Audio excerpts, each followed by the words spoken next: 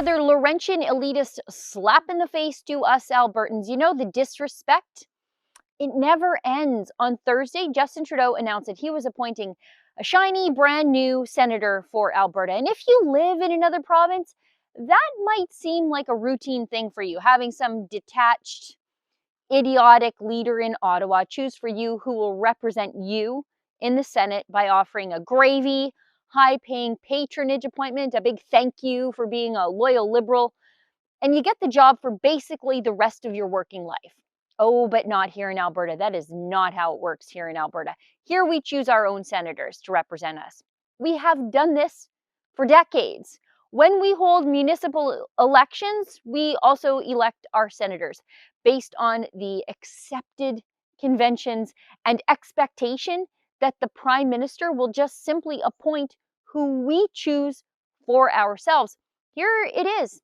The Order in Council and Writ of Election for the 2021 Alberta Senate election was issued on June 23, 2021 to hold an election to select 3 Senate nominees who may be summoned to the Senate of Canada to fill a vacancy or vacancies relating to Alberta. The Senate election will take place on October 18, 2021 in conjunction with the 2021 Alberta municipal elections. All local jurisdictions holding elections on October 18, 2021 will facilitate the vote by also issuing the Senate election ballot to electors. In addition to election day voting, local jurisdictions may also offer advanced voting, institutional voting, and special ballot voting. At each voting opportunity, the Senate election ballot will be provided to electors to vote in this election. So everybody gets a chance to choose their senator. And we put forward 2 different senators so the Prime Minister can choose. People put their names forward to run under a party banner. But Trudeau knows we'd never choose a Liberal senator after all the Liberals have done to us. You know, blocking pipelines, phasing out our jobs, carbon taxing the industry that managed to survive, the industry the Liberals didn't kill.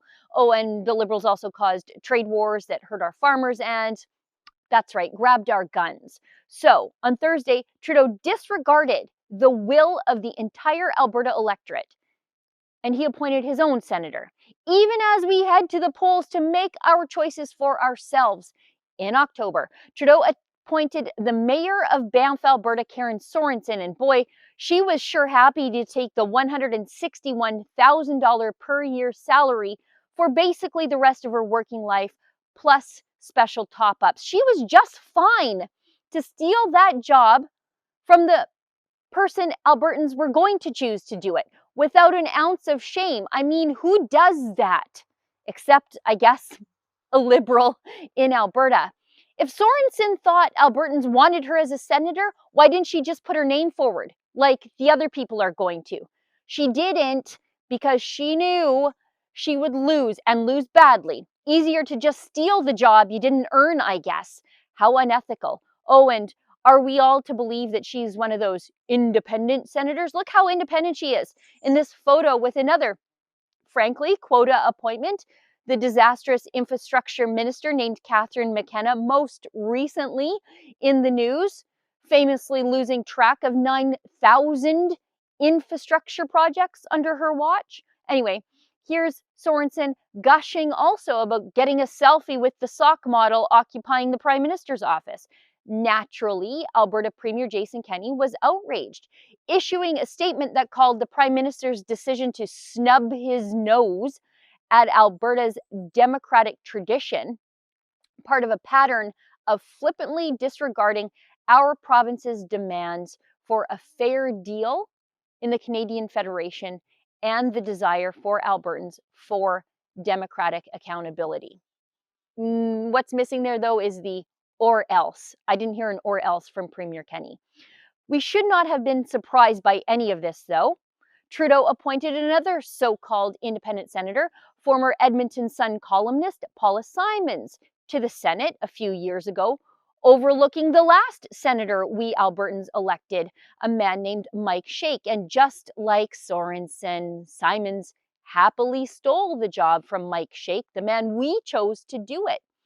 Even after, in the past, Paula Simons railed against the unaccountable, unelected Senate. I guess that is until she can get the salary some other person was chosen by us to do. But I guess that makes sense because she probably realized that being a print journalist is a dead-end sunset industry job.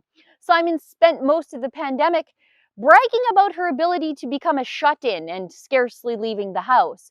These people are so gross. Not even an apology to Shake after Simons stole his job and disenfranchised Albertans.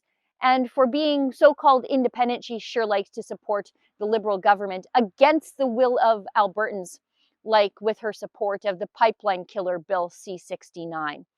And all of this carries on the long-standing Liberal tradition of disrespecting Albertans' choices. Prime Minister Chrétien appointed Tommy Banks to the Senate instead of Bert Brown, the Reform candidate chosen by Albertans in 1998. Friends, I don't want to sound like a conspiracy theorist, but think about it. If Trudeau were a plant put in the Prime Minister's office by Western separatists, would he be doing anything any differently? For Rebel News, I'm Sheila Gunn Reid. It's stories like this that are critical of the Liberals that are the reason why the Liberals want to censor the internet. You can see our coverage and sign our petition at stopthecensorship.ca.